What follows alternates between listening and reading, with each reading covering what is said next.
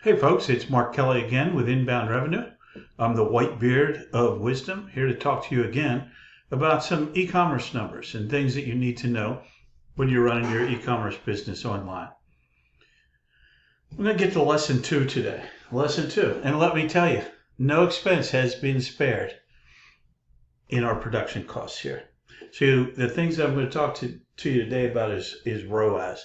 It's a number a lot of us get real excited about, especially when we're talking about e-commerce. ROAS is return on ad spend. So if I spent $1 on an ad and I got $2 back, that's a 200% return on ad spend.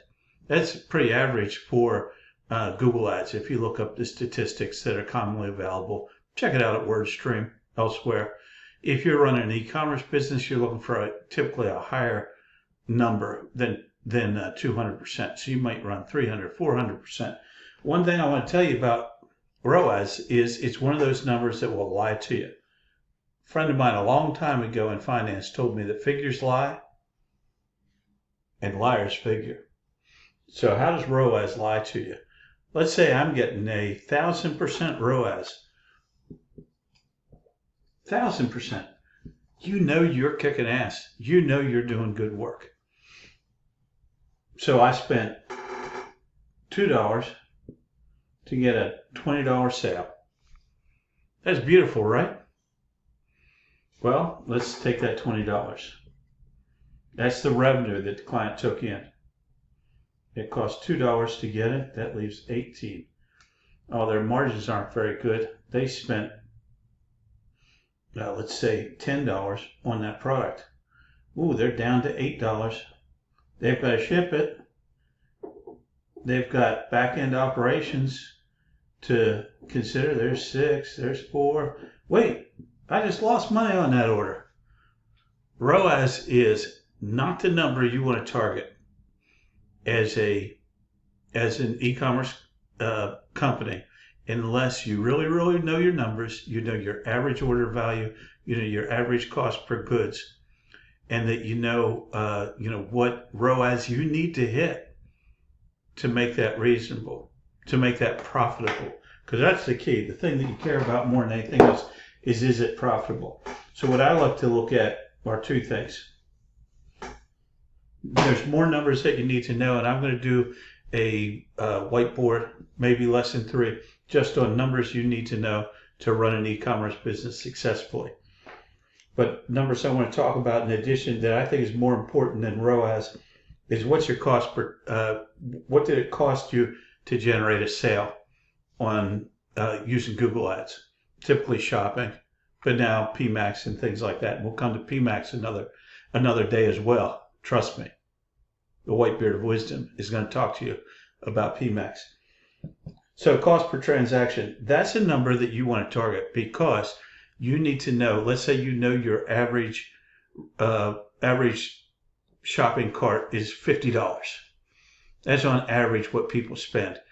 I'll ask people this question all the time. What's the average ticket? Well, some are higher and some are lower, which is why I asked you what the average one was. That's a number you need to know. If I sell 100 orders today, what will my average order be? Is it $50? Is it $10? Is it $100? Numbers you need to know. That's your business.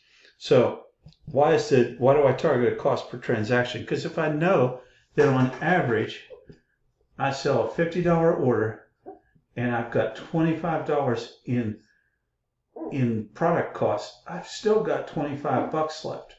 I know that I can spend 5 of that. That's a very specific number. I can spend 5 of that and still have a profitable transaction. So that's one way to look at it. Let me get this light out of the way. I think it's the window. Sorry about that, folks. Just like I said, the production values here are not what you're looking for in terms of Hollywood or something like that. What's an even more important number and more valuable in the end if you're serious about running an e-commerce business? That's your cost per client acquisition. How much does it cost you to get a new client on board? And that's what you should be targeting with Google Ads. So let's say it cost you, instead of $5, you spent $15. to acquire that client. All of a sudden, this sale isn't this first sale isn't profitable. You spent more money getting that first sale than you made on it. But that's okay. That's okay if you're going to sell to that client over and over again. Then you don't look at it as a per transaction cost. You look at it as a client acquisition cost. I know that I'm going to sell to this client that I've just acquired another 10, 15, 20 orders. One reason you want to sell consumables. One reason people sell healthcare and personal care products online, because people buy them over and over and over again. So that's a lesson for another day as well. The Whitebeard of Wisdom is simply full of this stuff. I mean, I could do lesson 2 through 99 perhaps, but these are numbers that you really want to focus on. You want to focus on what is the cost per transaction that I can afford, knowing my average, the average ticket value or the average shopping cart value.